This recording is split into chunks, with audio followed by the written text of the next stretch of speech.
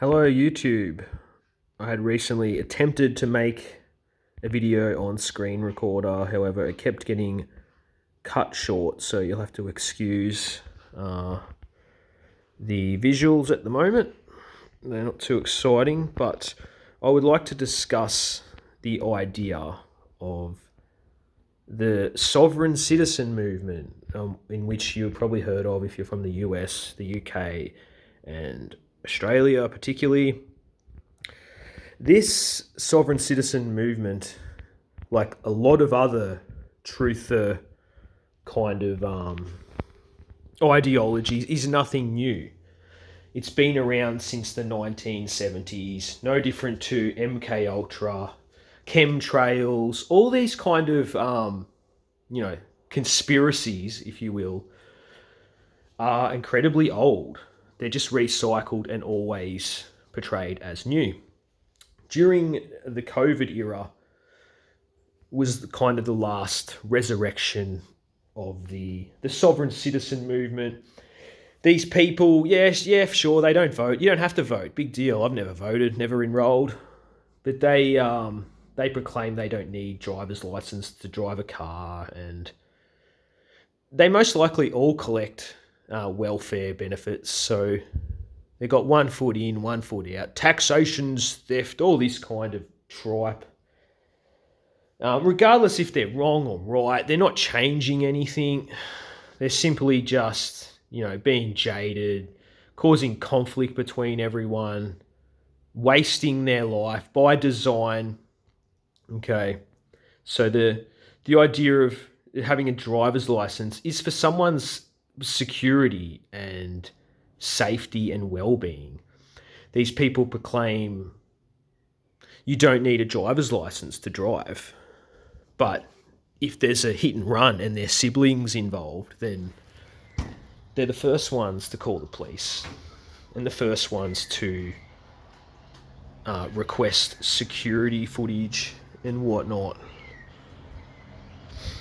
So it's incredibly short-sighted for a movement that prides itself on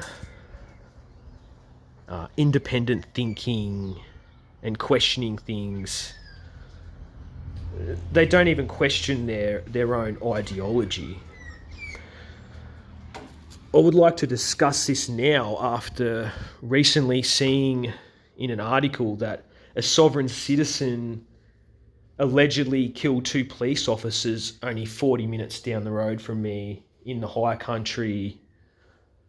And I did see a lot of cop cars heading out there. They were allegedly going out there to investigate sexual abuse allegations. It kind of reminds you of the David Koresh kind of event. Now, whether that took place or not, the David Koresh event, and whether this event took place or not is irrelevant, but I just wanted to shed some light on where these kind of ideas, the danger of these kind of ideologies. It's all well and good for Santos Benaki to get on his YouTube channel and display teachings, peddle these teachings of the 1970s to his crackpot fan base. But when they get into the wrong hands of the wrong kind of mind, who takes it to extreme to the point that they can kill 2 police officers and these officers' children grow up living with this trauma, then people like Benaki are potentially guilty by association.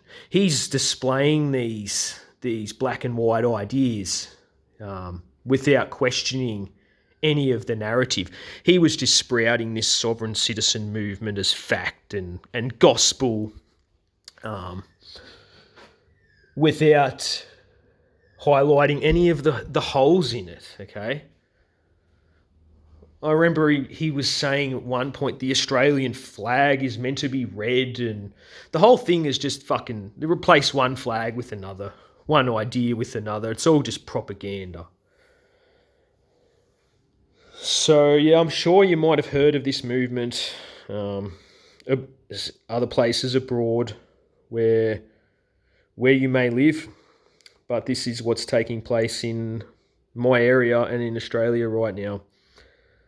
During the COVID era, I saw a lot of these people. Yeah, they were in like camping on the river and whatnot.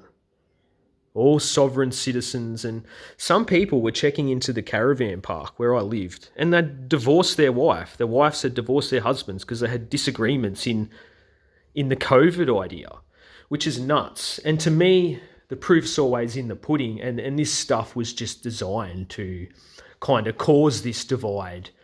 As we saw, all the anti-COVID stuff was all blown out of proportion. The news were telling us about the dangers of vaccines, and both sides are controlled, as we usually see. Still to this day, I see people leaving comments on social media when a celebrity dies. Oh, I bet this person got the jab. So I could have fathomed to think how someone's mind and identity can be so corrupted like 6 years after this. It's absolutely just a waste of life. And the system, like, it's in place. You play the game, use it to your advantage. I live pretty comfortably. I don't work, make good money off the system, don't even pay my bills. All my bills, I find alternative routes and methods. I for one, am quite thankful for the system in place and the police force. I have no qualms with police.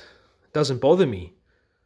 I have no issue with government. It's just a TV show to me. I don't vote. There's no one coming to threaten me and fine me some piece of paper that I wouldn't pay anyway. Like, these people, they come to these drastic kind of conclusions, like this potential kind of event that's taking place at the moment. This guy's allegedly shot 2 police officers, and for what? For what? Like, it just makes absolutely no sense.